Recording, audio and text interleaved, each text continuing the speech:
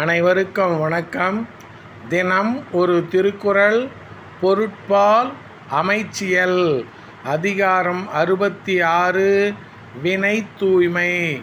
குறள் எண் 652.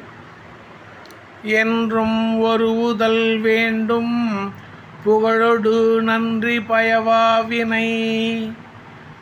என்றும் ஒருவுதல் வேண்டும் புகழொடு நன்றி பயவா வினை.